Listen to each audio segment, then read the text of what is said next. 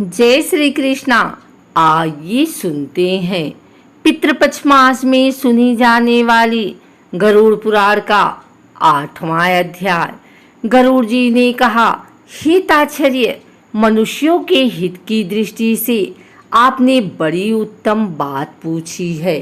धार्मिक मनुष्य के लिए करने योग्य जो कृत्य है वह सब कुछ मैं तुम्हें कहता हूँ।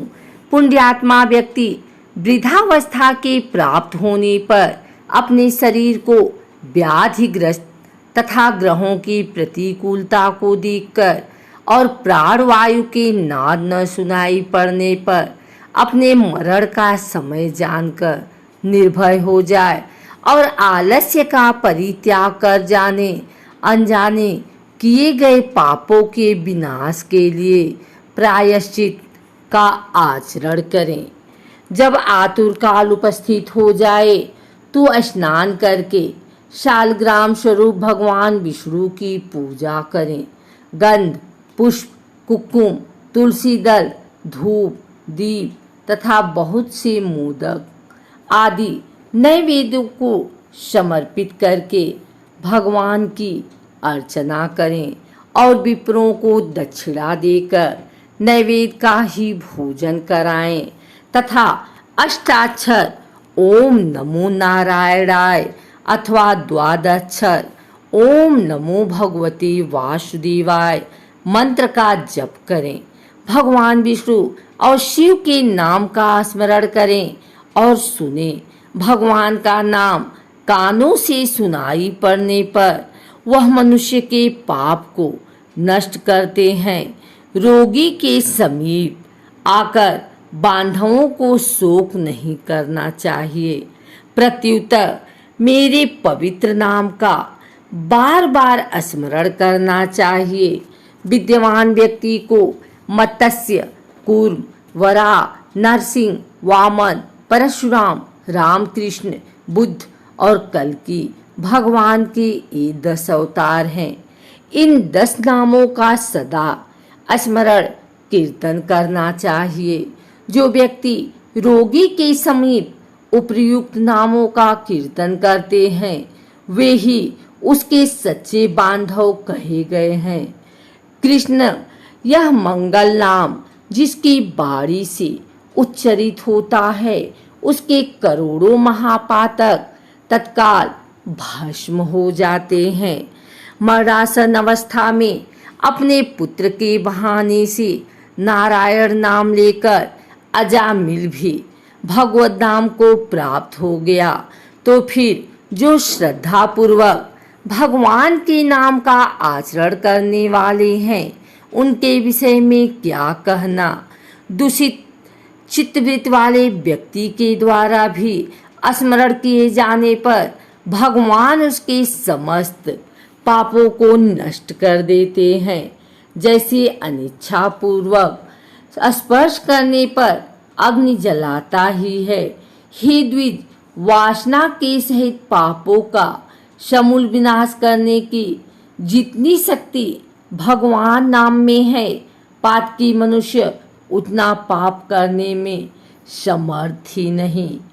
यमदेव अपने किक्करों से कहते हैं, हे दूतों, हमारे पास नास्तिक जनों को ले आया करो। भगवान के नाम का स्मरण करने वाले मनुष्यों को मेरे पास मत लाया करो, क्योंकि मैं स्वयं अच्युत केशव, राम नारायण, कृष्ण दामोदर, वासुदेव, हरि, श्रीधर, माधव, गोपिका वल्लभ, जानकी नायक, रामचंद्र का भजन करता हूँ। हे दूतों, जो व्यक्ति हे कमल नयन वासुदेव है, विष्णु है, धरणीधर है, अच्युत है, शंख चक्रारी, आप मेरे शरणागत हो, ऐसा कहते हैं उन निष्पाप व्यक्तियों को तुम दूर से ही छोड़ देना। हे दूतों, जो निष्किंजन और रसज्ञ परमहंसों के द्वारा निरंतर आस्वादित भगवान मुकुंद के पादारविंद मकरंद रस से विमुख है, अर्थात भगवान भक्ति से विमुख है और नरक के मूल गृहस्थी के प्रपंच में तृष्णा से बुद्धि है, ऐसे असत पुरुषों को मेरे पास लाया करो, जिनकी जिह्वा भगवान के गुण और नाम का कीर्तन नहीं करती, चित्त भगवान के चरणाबिंद का स्मरण नहीं करता, सिर एक बार भी भगवान को प्रणाम नहीं करता, ऐसे विष्णु की आराधना उपासना आदि कृत्यों से रहित असत पुरुषों को मेरे पास ले आओ। इसलिए हे पछिंद्र, जगत में मंगल स्वरूप भगवान विष्णु का कीर्तन ही एकमात्र महान पापों के अत्यधिक और एकांतिक निवृत्ति का प्रायश्चित है, ऐसा जानो। नारायण से परारमुख रहने वाले व्यक्तियों के द्वारा किए गए प्रायश्चित चरण में दुर्बुद्धि प्राणी को उसी प्रकार पवित्र नहीं कर सकते जैसे मदिरा से भरे घट को गंगा जी सदृश नदियाँ पवित्र नहीं कर सकती। भगवान कृष्ण के नाम स्मरण से पाप नष्ट हो जाने के कारण जीव नरक को नहीं देखते और स्वप्न में भी कभी यम तथा यमदूतों को नहीं देखते। जो व्यक्ति अनंत काल में नंदनंदन भगवान श्री कृष्ण के पीछे चलते हैं, ऐसी गाय को ब्राह्मणों को दान देते हैं, वह मांस हड्डी और रक्त से परिपूर्ण बैतरणी नदी में गिरता, अथवा जो मृत्यु के समय नंद नंदन इस प्रकार की बाणी का उच्चारण करता, शरीर धारण नहीं करता अर्थात मुक्त हो जाता है। अतः पापों की समूह को नष्ट करने वाले महाविष्णु के नाम का स्मरण करना चाहिए, अथवा गीत या विष्णु सहस्त्र नाम का पठन अथवा श्रवण करना चाहिए।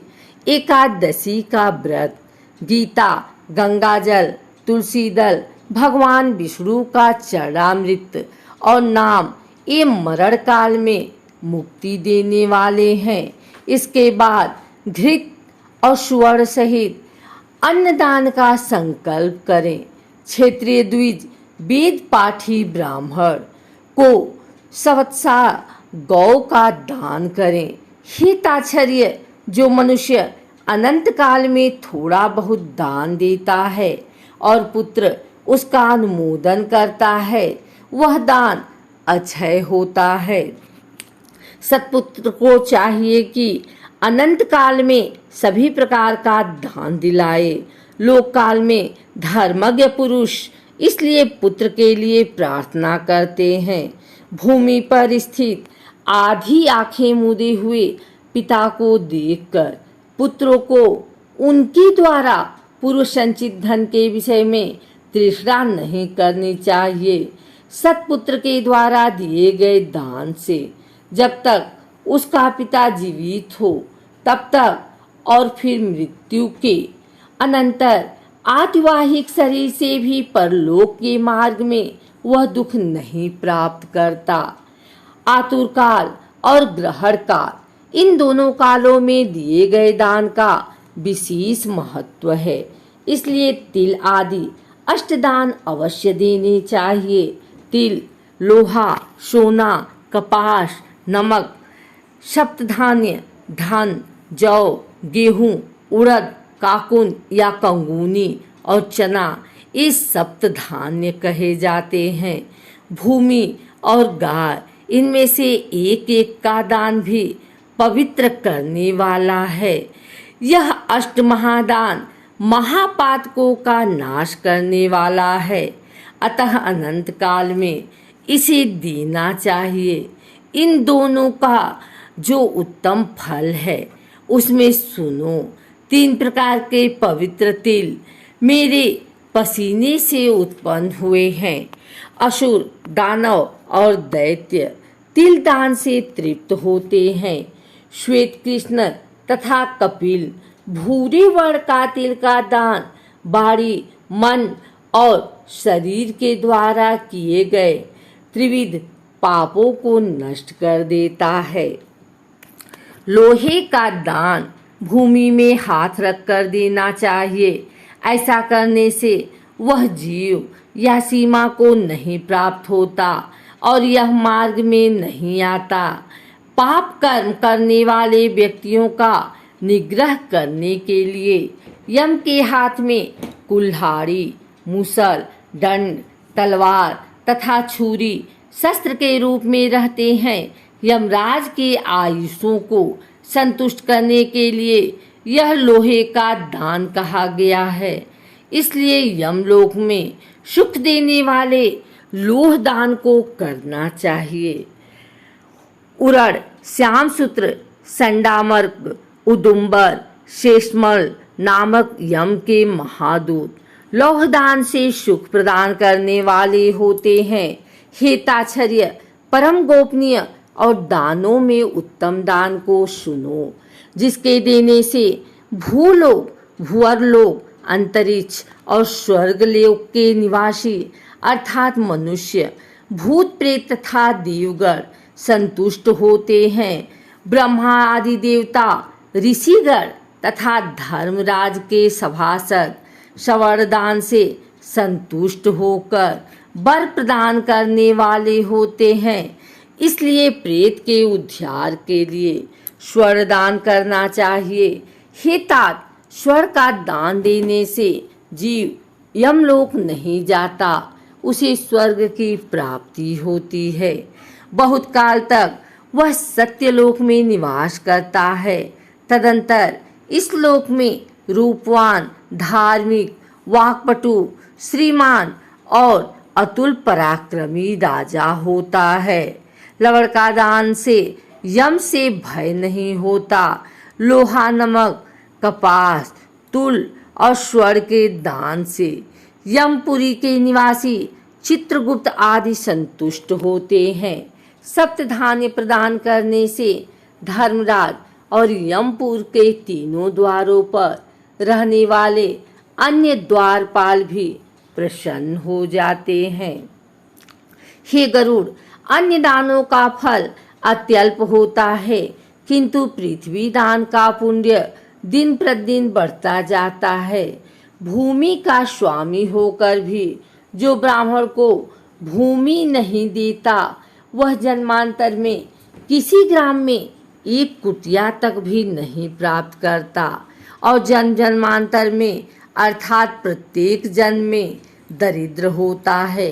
भूमि का स्वामी होने के अभिमान में जो भूमि का दान नहीं करता, वह तब तक नरक में निवास करता है जब तक शेषनाग पृथ्वी को धारण करते हैं। इसलिए भूमि के स्वामी को भूमि दान करना ही चाहिए। अन्य व्यक्तियों के लिए भूमि दान के स्थान पर मैंने गोदान का विधान किया है। इसके बाद अंतधेनु का दान करना चाहिए और रुद्रधेनु देनी चाहिए। तदंतर ऋणधेनु देकर मुच्छधेनु का दान करना चाहिए। हे खग, विशेष विधान पूर्वक बैतरणी धेनु का दान करना चाहिए। दान में दी गई गौएं मनुष्य को विविध पापों से मुक्त कराती हैं। बाल्यकाल में, कुमारा अवस्था में, युवा अवस्था में, वृद्धावस्था में अथवा दूसरी जन्म में, रात में, प्रातः काल, मध्याह्न, अपराह्न और दोनों संध्या कालों में शरीर, मन और वाणी से जो पाप किए गए हैं, वे सभी पाप तपस्या और सदाचार से युक्त वेदविद ब्राह्मणों को उपस्कर युक्त दान सामग्री सहित सवत्सा और दूध देने वाली कपिला गौ के एक बार दान देने से नष्ट हो जाते हैं। दान में दी गई वह गौ अनंत काल में गोदाम करने वाले व्यक्ति का संचित पापों से उद्धार कर देती है। स्वास्थ्यचित अवस्था में दी गई एक गौ, आतुर अवस्था में दी गई 100 गाय और मृत्यु काल में चित्त विवर्जित व्यक्ति के द्वारा दी गई 1000 गाय तथा मरणोत्तर काल में दी गई विधि पूर्वक 1,00,000 गाय के दान का फल बराबर होता है। यहाँ स्वस्थ अवस्था में गोदान करने का विशेष महत्व बतलाया गया है। तीर्थ में सतपात्र को दी गई एक गाय का दान एक वृक्ष गोदान के तुल्य होता है। सतपात्र में दिया गया दान लक्षगुना होता है। उस दान से दाता को अनंत फल प्राप्त होता है और दान देने वाले पात्र को प्रतिग्रह दान लेने का दोष नहीं लगता। स्वाध्याय और होम करने वाला तथा दूसरों के द्वारा पकाए गए अन्न को न खाने वाला अर्थात स्वयं पकी ग्रहण करने वाला तथा दान लेकर भी प्रतिग्रह दोष से लिप्त नहीं होता। विष और शीत को नष्ट करने वाले मंत्र और आग भी क्या दोष के भागी होते हैं। अपात्र को दी गई वह गाय दाता को नरक में ले जाती है और अपात्र प्रतिगृहिता को 101 पीढ़ी के पुरुषों के सहित नरक में गिराती है। इसलिए अपने कल्याण की इच्छा करने वाले विद्वान व्यक्ति को अपात्र को दान नहीं देना चाहिए। एक गाय एक ही ब्राह्मण को देनी चाहिए। बहुत ब्राह्मणों को एक गाय कदाप नहीं देनी चाहिए। वह गौ यदि बेची या बांटी गई तो 7 पीढ़ी तक के पुरुषों को जला देती है। हे खगेश्वर, मैंने तुमसे पहले बैतरणी नदी के विषय में काश कहा था। उसे पार करने के उपाय भूत गोदान के विषय में मैं तुमसे कहता हूँ। काले अथवा लाल रंग की गाय को सोने के सींग, चांदी के खूर और कांसे के पात्र की दोहनी के सहित 2 काले रंग के वस्त्रों से आच्छादित करें। उसके कंठ में घंटा बांधें। जब कपास के ऊपर वस्त्र सहित ताम्र पात्र को स्थापित करके वहां लोह दंड सहित सोने की यम मूर्ति भी स्थापित करें और कांसे के पात्र में घृत रखकर यह सब ताम्र पात्र के ऊपर रखें। ईख के नींव बनाकर उसे रेशमी सूत्र में बांधकर भूमि पर गड्ढा खोदी एवं उसमें जल भरकर वह ईख की नाव उसमें डालें।